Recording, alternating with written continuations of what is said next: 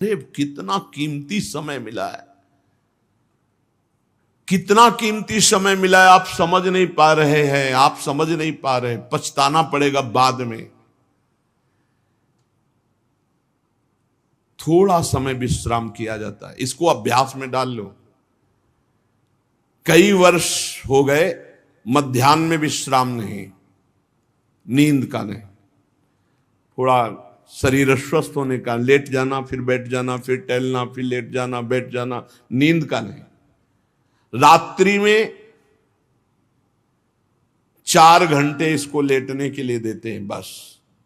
बीमार स्थिति में, शायद बीमारी ना होती तो पद्मासन में इसको हम विश्राम देते, पर अब पद्मासन लगा नहीं सकते। शरीर सुख आराम त्याग किए बिना भगवत मार्ग में कोई भी विजितात्मा नहीं हो सकता। रगड़ो, इस शरीर को रगड़ो। हाथ में माला है या काउंटर है, टहल रहे हैं, जब नींद आ रही टहल रहे हैं, सिर्फ 4-5 घंटे शयन के लिए दीजिए। क्या कर पाओगे आगे? यही अवस्थाएं हैं, नवयुवक अवस्था। इसी पर विजय प्राप्त करो, नींद आदि पर, भोजन पर, नींद पर। जानबूझकर 1-2 दिन भोजन छोड़कर भजन पड़े नहीं रहना, कोई जान न पावे कि आप भोजन नहीं किए। पूरी दिनचर्या ज्यों की त्यों होनी चाहिए। जिद्दी स्वभाव, परमार्थ के पथिक का जिद्दी स्वभाव, आराम त्यागी स्वभाव। और शरीर को जैसा बना लो प्रभु वैसे ही है, इसमें जड़ है, कोई अंतर नहीं पड़ता है। रात में सो, दिन में 4 घंटा सोने का अभ्यास बना लो, दिन में सोते रहो। अभ्यास है, चाहे जगने का बना लो चाहे सोने का। आधा आधा कवल रोज बढ़ाते चले जाओ, भोजन आते फैलती चली जाएंगी। आधा आधा कवल रोज कम करते चले जाओ। 24 घंटे में 400 ग्राम अन्न से स्वस्थ शरीर का पोषण हो जाएगा और वो क्रियाशील रहेगा। 400 ग्राम अन्न से काहे को बर्बाद कर रहे हो? आते बढ़ाते चले जा रहे हो। इसको कम करो, कम करो। भोजन 400 ग्राम अन्न से काम चल जाएगा। जिसे भगवत प्राप्ति के बिना जिया नहीं जा रहा, तब भगवत प्राप्ति होती है। ये शरीर सुख आराम के त्यागने की, हमें बहुत समय बर्बाद मत करो, समय बर्बाद मत। भोजन कर रहे हो, नाम जब चल रहा है, अंदर पद चल रहा है। कोई भी भोग तुम्हें नहीं फंसा सकता यदि भगवान नाम चल रहा है। समझ ही नहीं रहे। भगवान नाम नहीं जप करना, बस मन मानी आचरण करना है। बड़ी भारी आवश्यकता है शरीर सुख आराम के मिटाने की साधक को। जीवन भर इसी में लगे रहे, जीवन भर। जब से इस मार्ग में चले तो इसी पर है। नींद और भूख, 2 पर भारी प्रहार रहा है। नींद और भूख, वो भगवान की कृपा से ऐसा। अब तो बहुत भारी रोग से ग्रसित है, लेकिन पीछे मुरारी शरण आए और कहा अल्ट्रासाउंड कराने चलना है, डॉक्टर ने बोला है, तो आज कुछ खाना नहीं। हम कहा आज की बात कर रहे हो? 3-4 दिन से कुछ नहीं गया। जब डॉक्टर वहां देखा तो बोला बाबा पानी पे रहते हो क्या? जो वैसे किया, जानबूझ करके मधुकरी नहीं जाना, 3-4 दिन नहीं पाना। अब देखते हैं भजन कैसे होता है। और यह अभ्यास बचपन से, भूखे रह करके, सर्दी में, गर्मी में, बीमारी में, हर स्थिति में भजन नहीं छूटना, दिनचर्या नहीं छूटनी। शयन में जो तुम्हें सुख मिलता है वो तमोगुणी नींद का है। जागृत होकर भजन में अगर समय व्यतीत कर दो, हाँ, जीवन आनंद में। शरीर सुख आराम को नष्ट करने की जरूरत है साधक को। दिन में सोना बंद करो। जो रात्रि में जगते हैं वो सो सकते हैं आधा टाइम। आधा टाइम सोने का टाइम 4 घंटे, तो 2 घंटे विश्राम कर लो। और रात्रि में ऐसी सेवाएं करो कि 1-2 घंटा उसमें विश्राम कर लो। 4 घंटे से काम। और जो रात्रि में चैन से सोते हैं, दिन में मत सो। दिन में टहलो, माला लो और अपने ही कमरे में टहलो, बंद करके कमरा, अपने ही अंदर टहलो। खूब नाम जप करो, मंत्र जप करो। देखो कैसा आनंद आता है कि अरे तेरा समय जा रहा है, पता नहीं आगे कौन सा रोग आ जाएगा, कौन सी घटना घट जाएगी, तू भजन करने लायक रहे या ना रहे। आज भजन कर लेगा तो कल, बता रहे ना, हर समय मन उत्साहित रहता है। तभी हम कह रहे कि भजन करोगे तो मरते दम तक तुम्हारा उत्साह नष्ट नहीं होगा। उत्साह संपन्न, कितना आनंद रहता है। मन से भगवत आराधना शुरू हो जाती है, मन से पाठ शुरू हो जाता है, मन से परिक्रमा शुरू हो जाती है। हमें लगना है, आराम शब्द जीवन में नहीं। सीधी बात समझो, जब तक भगवत प्राप्ति नहीं तब तक आराम नहीं। राम काज कीन्हे बिनु मोहि कहां विश्राम, बिल्कुल जिद्दी स्वभाव बनाना पड़ेगा। शरीर, आलस्य, प्रमाद, भोग, नाना प्रकार की खान पान सामग्री, तो भगवान कहते फिर मेरी प्राप्ति के लिए विजितात्मा बनो। आराम है, राम काज कीन्हे बिनु मोहि कहां विश्राम। समुद्र पार कर रहे, मैनाक जी प्रकट हो गए, थोड़ा विश्राम कर लो। बोले नहीं, राम काज कीन्हे बिनु मोहि कहां विश्राम, मोहि कहां विश्राम। सेवक सुख चाह, मान भिखारी, व्यसनी धन, शुभ गति व्यभिचारी, कभी नहीं। सर्वभूतात्म भूतात्मा, संपूर्ण प्राणियों के साथ आत्मवत व्यवहार करे, सब में मेरा प्रभु विराजमान है। जैसे हमारे किसी शरीर के अंग में चोट लग जाए तो हमें ही लगती है, ऐसे संपूर्ण चराचर जगत में जब हम किसी को दुखी देखे तो हमारा हृदय दुखी हो जाए। कैसे इसके दुख को, इसे सर्वभूतात्म भूतात्मा कहते हैं। जो योगी होता है वो सबको सुख पहुंचाने की चेष्टा करता है, किसी को भी दुखी देखकर उसका हृदय व्याकुल हो जाता है। साधन में स्वाभाविक प्रवृत्ति नहीं होती, लगाना पड़ता है, इसलिए उद्देश्य दृढ़ रखो। अब हमको इसी जन्म में भगवत प्राप्ति करनी है, हम प्रियालाल की शरण में हैं। हमारा एक एक मिनट बड़ा कीमती है, हर मिनट में, हर सेकंड में हमें नाम जप करना है और प्रभु के भरोसे रहना है। कम सोना है, कम खाना है, कम बोलना है, तीन बातें पकड़ो। कम सोना, इसका अभ्यास बना लो, कम खाना, इसका अभ्यास बना लो, और कम बोलना, इसका अभ्यास। ये तीन बातें जीवन में साधक के बिल्कुल सरलता पूर्वक आ जानी चाहिए। मिताहार, मित भाषण और नियमित शयन। शयन से बचो, ये बहुत जहर है, नींद बहुत जहर है।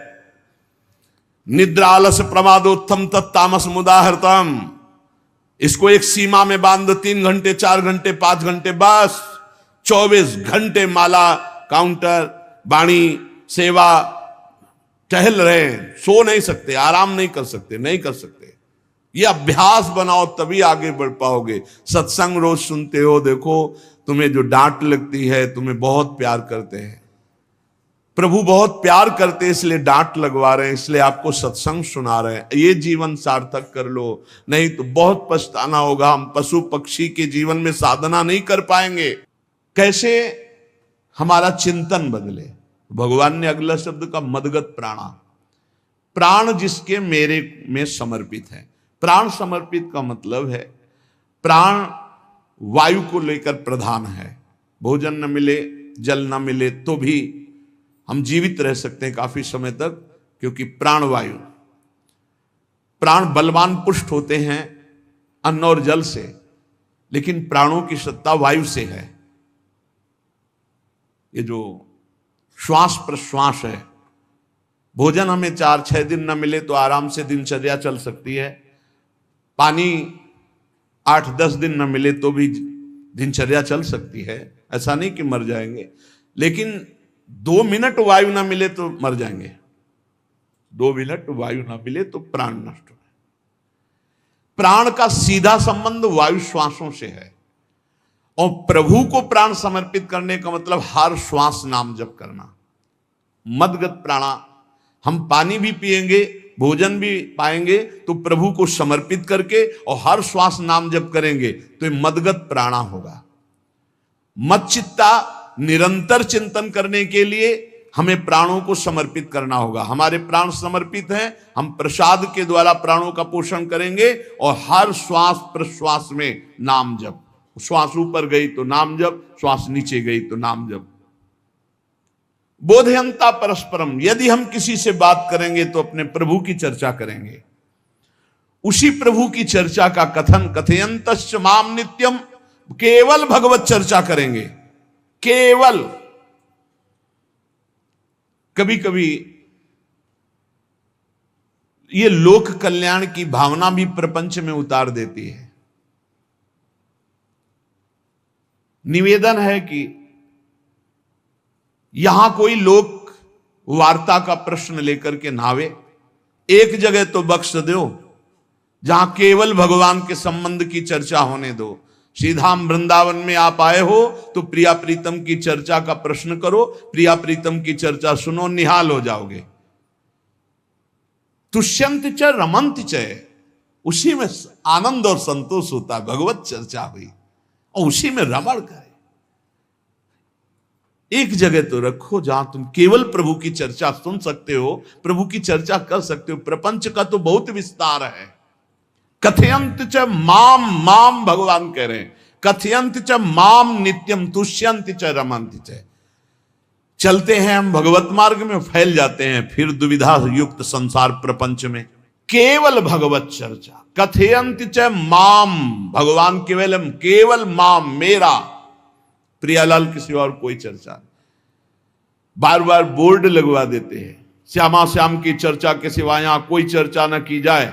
आपको अगर आशा है कि यहां से कोई काम बनते हैं तो हम पहले आपको बता देते हैं हम असमर्थ हैं, हमारे में कोई सामर्थ्य नहीं है। हम केवल प्रभु की चर्चा करते हैं, प्रभु का नाम जपते हैं, प्रभु के लिए जीवन है, बस इतनी बात है। जो प्रभु में डूबना चाहता है वो आए, स्वागत है। इसके अलावा ना कोई आशीर्वाद, ना कोई तंत्र मंत्र, ना कोई जंतुर, ना किसी भी तरह की कोई ढांढस वृत्ति बना सकते हैं कि जाओ तुम्हारा ये ठीक हो जाए, तुक्का लग जाए, ठीक हो जाए, तुम्हारे भाग्य की बात है। यहां से कोई चमत्कार नहीं, यहां एक ही चमत्कार है, मलिन मन को श्री भगवान में लगा देना, जीवन को जीवन मुक्त अवस्था में पहुंचा देना। निर्विकारता की स्थिति प्राप्त करने के लिए साधु समागम है। भगवान का आदेश है, यदि मुझे अनुभव करना चाहते हो, इसी जन्म में परमानंद की प्राप्ति करना चाहते हो तो मय्येव मन आदत्स्वम मयि बुद्धिम निवेश है। कैसे करोगे? तो भगवान कह रहे मत चित्ता, मेरे में चित्त लगाओ। चित्त कैसे लगेगा? चूंकि हम प्राणों से बहुत प्यार करते, देह प्राण ते प्रिय कछुनाई, इसलिए भगवान को कहना पड़ा प्राण मेरे को समर्पित करो।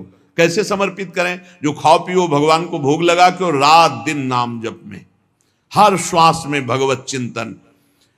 अगर वार्ता करनी तो बोधयंता परस्परम कथयंतश्च माम नित्यम, केवल मेरी चर्चा। बड़ा दुर्लभ हो रहा है, भगवत चर्चा होना बड़ा दुर्लभ हो रहा है।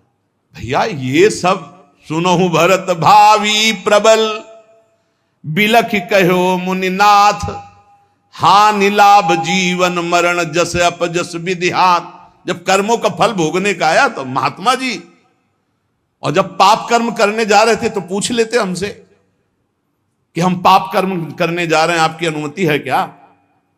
तब नहीं, तब किसी ना भगवान की याद की, न गुरु की याद की, मनमानी आचरण किए। तो अब भोग आया है, अब भोग लो, उसको भोगना पड़ेगा, वो यहीं मिलेगा तुम्हें। पति पत्नी परिवार संसार मित्र, इन्हीं में सब कलह अशांति मारपीट नाना प्रकार का। अरे पूछो मत। भगवान के चरणों का जब तक आश्रय नहीं लोगे तो यहां का ये प्रेम विवाह, यहां का प्रेम तुम्हें शांति प्रदान नहीं कर सकता। भगवत भाव रखोगे, हर परिस्थिति को शांति पूर्वक निर्वाह। ये जीवन काटना भी एक कला है।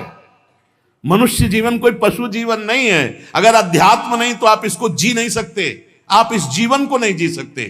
अशांत रहोगे, क्लेशित रहोगे, परेशान रहोगे। जीवन की कला है द्वंद्वों में समता, संपूर्ण जगत में रहते हुए ममता रहित हो जाना, संपूर्ण क्रियाएं करते हुए अहंकार रहित हो जाना। अभी जीवन मुक्तता का आनंद आ जाए तो मच्चित्ता मदगत प्राणा बोधयंता परस्परम कथयंत च माम नित्यम तुष्यंत च रमंत च। हमारा उद्देश्य भगवत प्राप्ति का है। जो भगवत संबंध से भगवत प्राप्ति करना चाहता है उसके लिए दरबार खुला है, फ्री है, कोई फीस नहीं है, कोई शर्त नहीं है। तुम कौन हो, कहां के हो, कोई मतलब नहीं। आपका केवल संबंध भगवान के संबंध से वार्ता होगी तो यहां हो सकती है। इसलिए सावधानी होकर हमारे समय को निरर्थक ना किया जाए। बहुत कीमती समय, जब प्रश्न होता है तो फिर उस पर चर्चा करनी ही होती है। हमें सिर्फ भगवान का आदेश है, कथयंतश्च माम नित्यम तुष्यन्ति च रमन्ति च। उसी में संतोष करना, उसी में रमण करना है। हमारा भरण पोषण श्री प्रिया जी से होता है, किसी व्यक्ति से नहीं होता है। हमारे यहां श्री श्यामा श्याम विराजमान है, उनका पूरा जगत है। तुम्हारी बुद्धि में मेड़ है, भेदभाव है, उनके लिए भेदभाव नहीं। सब मम प्रिय, सब मम उपजाए, तो हम अपने स्वामी के अनुसार चलेंगे। सब मेरे प्राणनाथ श्यामा श्याम के जन हैं, कोई भी हो, इतना ना छोटा ना इतना बड़ा, ना इतना प्रिय ना इतना अप्रिय, सब बराबर हैं। एक तरफ चाहे गुणात्मा, गुण से युक्त महात्मा, और एक चाहे दुरात्मा, दुर्गुणों से युक्त, दोनों को ऐसे दुलार करके श्री जी की तरफ बढ़ाने वाला मार्ग ये मार्ग यहाँ का है। कथयंत च माम नित्यम तुष्यंत च रमंत च तेषाम सतत युक्ता नाम भजताम प्रीति पूर्वकम। जो सतत प्रेम पूर्वक मेरा भजन करता है, भगवान करे ददामि बुद्धि योगम तम, उसकी बुद्धि का योग मैं करा देता हूं। ये खास बात हुई, लगाने की चेष्टा हमने की मन बुद्धि को, और भगवान आकर मन बुद्धि में विराजमान हो गए। तेषामेवानुकंपार्थ महमज्ञानजं तमहा नास्यात्म्यात्म भावस्थो ज्ञान दीपेन भास्वता। भगवान कृपा करके उसके हृदय में ज्ञान प्रकाशित कर दिया। जब कोई सतत भजन करता है, प्राण प्रभु को समर्पित कर देता है, चित्त प्रभु में लगाए हुए प्रभु की चर्चा, भगवान उसके अंदर ज्ञान प्रकाशित कर देते, तो वो अनात्म भाव जो देह भाव था उसका नाश हुआ और वो भगवत भाव में स्थित हो जाता है। भगवान कह रहे हैं मत चित्तः सर्वदुर्गाणि मत प्रसादात् तरिष्यसि। जब कोई मेरे में चित्त लगाता है तो मेरी कृपा से सारे दुर्गुणों का नाश हो जाता है। महात्मा तो भगवान बनाते हैं। करो सत्य ते साधु समाना, मैं उसे साधु बनाऊं। हमारा कर्तव्य, हमारा चित्त प्रभु में लग जाए। मेरा चिंतन करो, भगवान का आदेश है, बस खास बात है चिंतन। हमारी प्रारंभ से विशेष श्रद्धा इसी बात में रही गुरु शब्द पे, कि रात दिन कोई भी चेतना युक्त क्षण ऐसा ना जाए जिसमें भगवत विमुखता हो। बस इसी बात की साधना जीवन भर रही।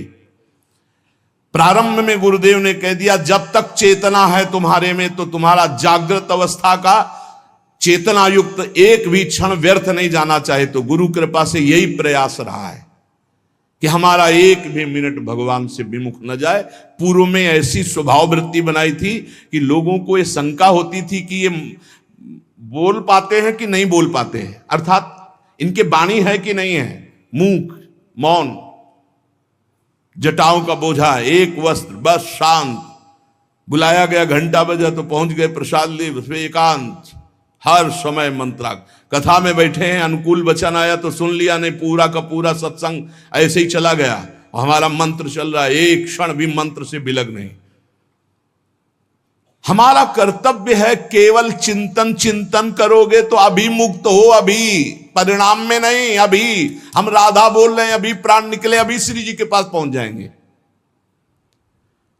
भगवान की कृपा का बल और साधन का तुम्हारा पूरा प्रयास प्रयत्न, ध्यान रखो, दो से सिद्धि प्राप्त होती है। भगवान की कृपा का बल और आपकी पूरी साधना का प्रयास प्रयत्न, कायरता नहीं।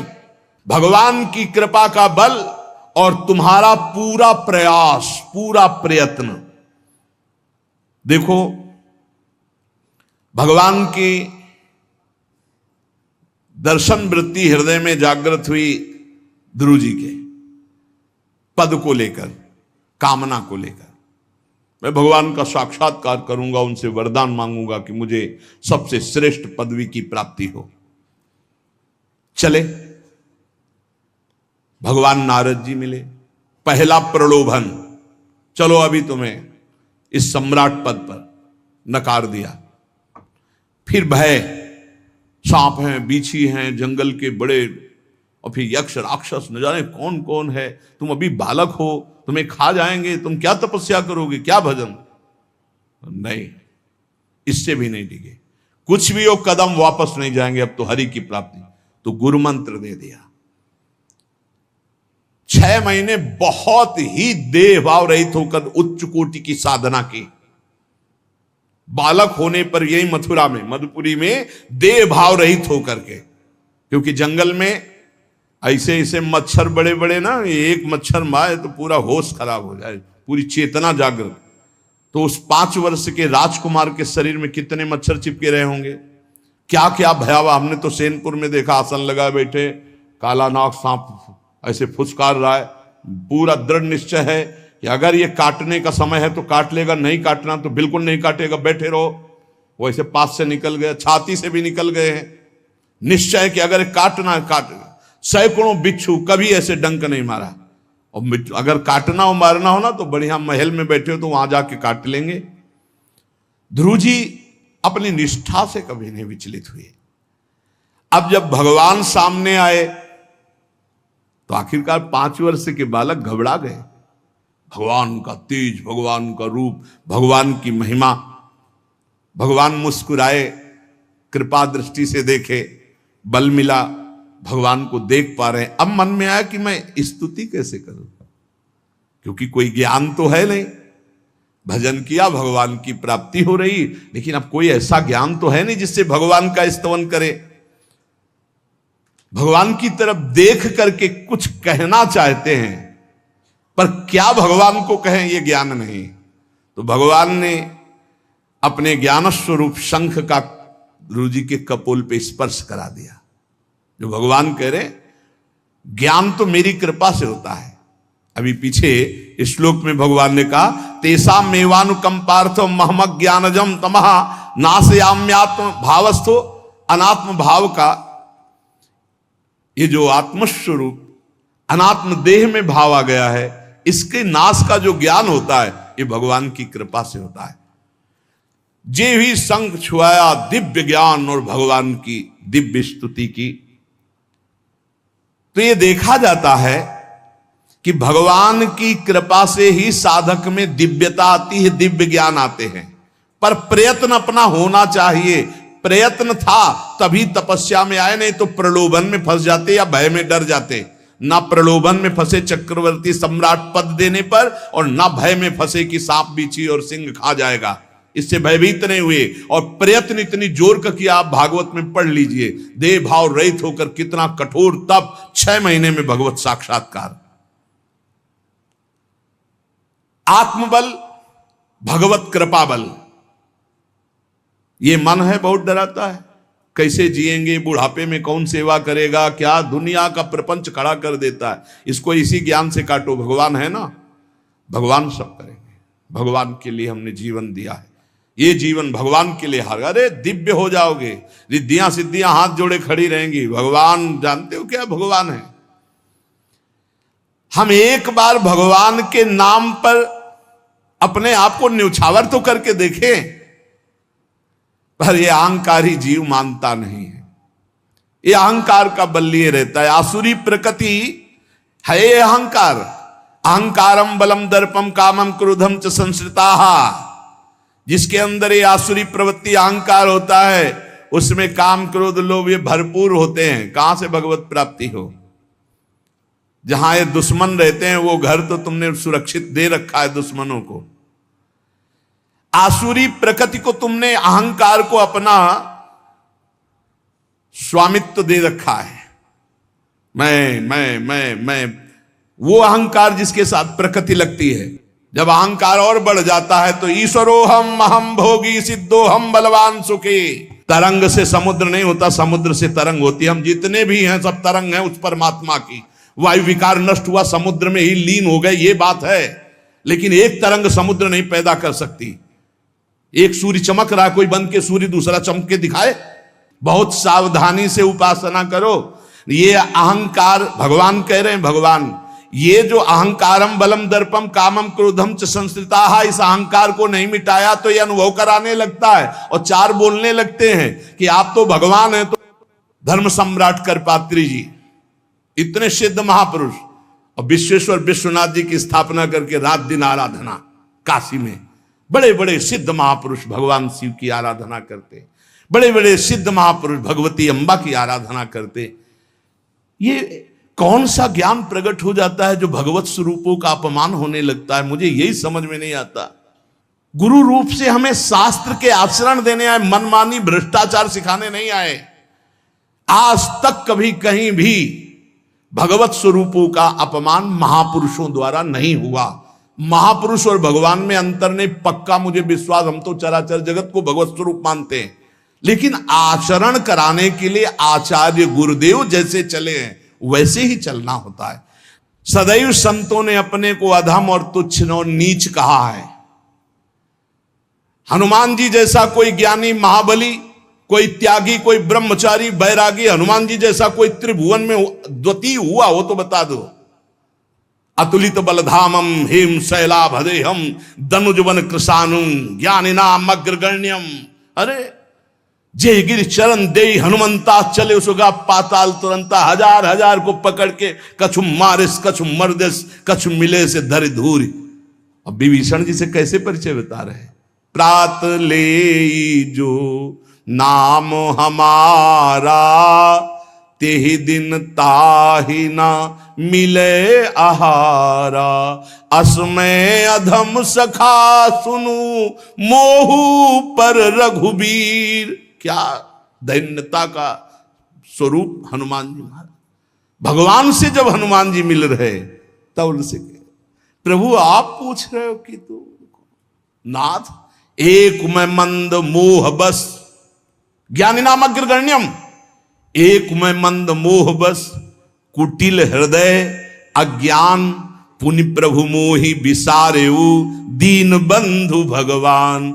जय प्रणतारित भंजन चरणों में लौट गए हनुमान जी महाराज। सबरी जी भगवान सामने बैठकर स्तुति करते हैं। जो नवधा भक्ति है वो उपदेश नहीं है, सबरी जी की स्तुति है। ये सब भक्ति सबरी जी में विराजमान, क्योंकि उसी समय सबरी जी भगवत धाम जाती है तो उपदेश तो उसको दिया जाता है जो आचरण में उतारे। सबरी जी तो सिद्ध महापुरुष अभी भगवत धाम जा रहे हैं भगवान के सामने ही। वो क्या कहती, अधम ते अधम अधम अति नारी तीन मह में मति मंद अघार। हरिवंश महाप्रभु क्वाहम तुच्छ परम अधम प्राण्य हो गर्ह कर्मा यत्तन्नाम स्फुरति महिमा हरेश वृंदावनस्य। इन सब बड़े बड़े आचार्य महापुरुषों ने भगवान की दास्ता स्वीकार करके जीवन अर्पित करके आचरण करके दिखाए।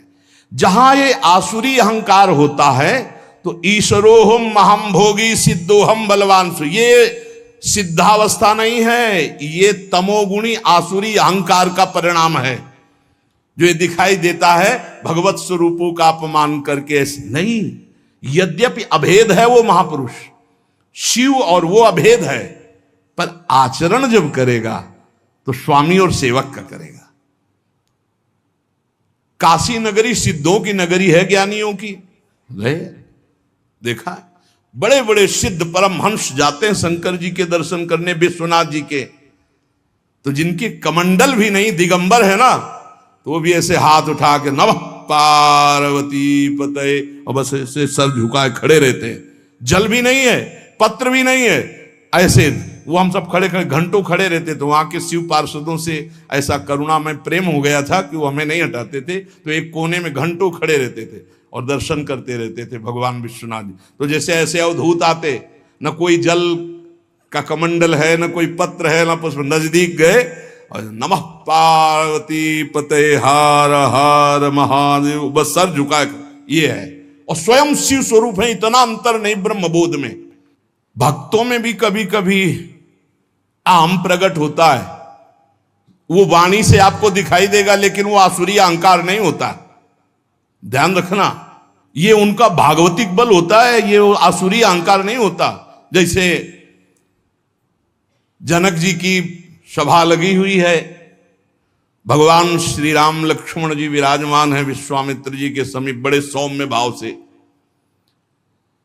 जनक जी महाराज ने देखा कि बड़े बड़े वीर आए पर धनुष यज्ञ में धनुष को अजगों को कोई उठा ही नहीं पाया, खंडन की तो बात जाने दो। रावण बाणासुर आया, आरती प्रणाम करके चले गए। अब आशा ही खत्म हो गई, कोई उठाने वाला ही नहीं, तो उन्होंने कहा वीर विहीन मही मैं जानी।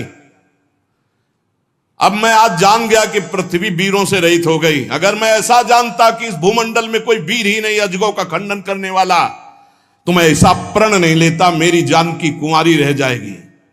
ऐसे विकल होके वीर विहीन मही मैं जानी।